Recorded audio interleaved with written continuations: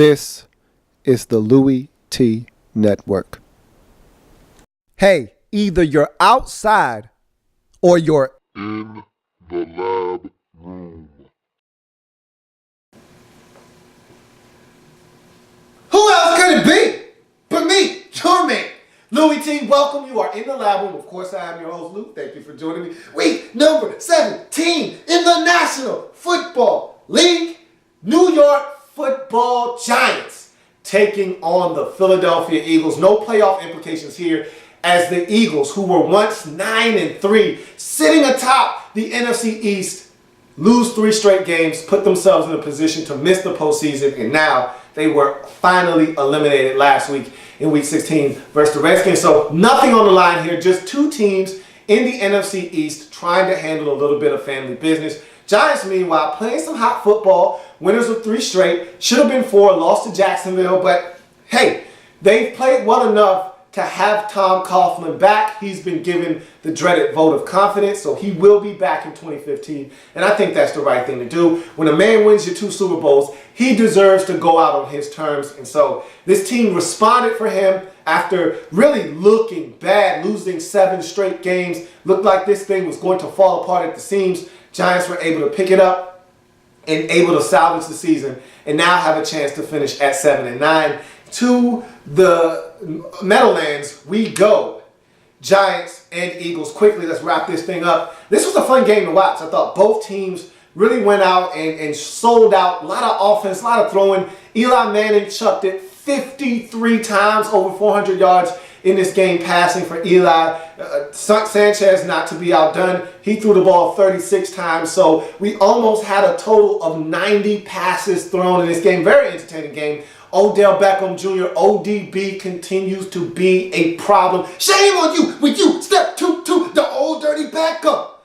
12 catches, $185, including another touchdown for this kid, 63-yarder to get into the end zone. And his numbers remind me of Josh Gordon's numbers last year, where you say to yourself, man, what would have happened if this kid would have played 16 games? Remember, Josh Gordon led the league in receiving yards, receiving touchdowns last year, despite missing 4 games with a suspension, or it might have been 2 for him, 2 or 3 games last year with a suspension. He misses 4 games of the season at the beginning, does Odell Beckham Jr. He comes to the party late, still manages to total 93 grabs, over 1,300 yards receiving, and 12 receiving touchdowns. An outstanding year for someone that would play 16. Try a guy only playing 12. That is magnificent. This guy is all world, and for him to not be in a Pro Bowl, to me, is a farce, but doesn't matter. He lit it up again against the Eagles. The only problem was the Eagles were able to do something that they've done all season long, and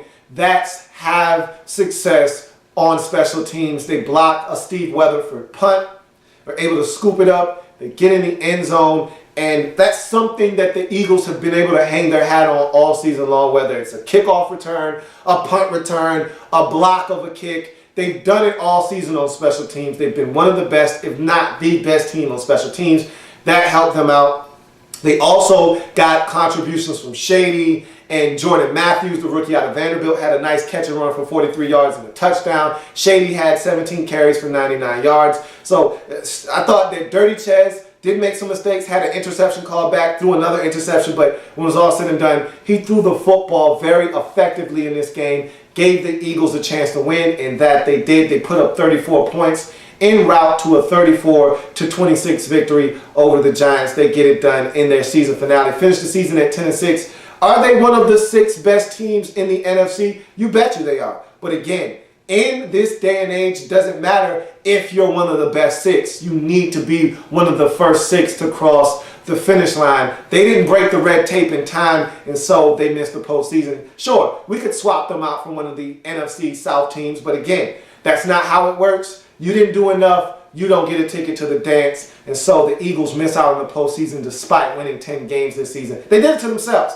They had opportunities to get it done this season, none bigger than the one on Sunday night versus the Cowboys, and they let the Cowboys come into their house and walk out with a W. And so for that, they missed the postseason. For the Giants, Hey, good finish to the season. It would have been nice to have had Odell Beckham Jr. to start the season. Maybe the season turns out vastly different. But at the end of the day, to finish the season 6-10 after starting the season 0-2, 0-3 is a testament to Tom Coughlin and the fact that his message hasn't gone stale in this locker room. He'll be back in 2015, rightfully so. This is a Giants team that can make some noise in the NFC East next season. That's going to do it for Eagles Giants. And thank you for joining me. If it happens in the National Football League, whether big or small, we cover it all here in the Lab Room. Come back and join me as I continue to break down week number 17 in the National Football League. See you in a bit.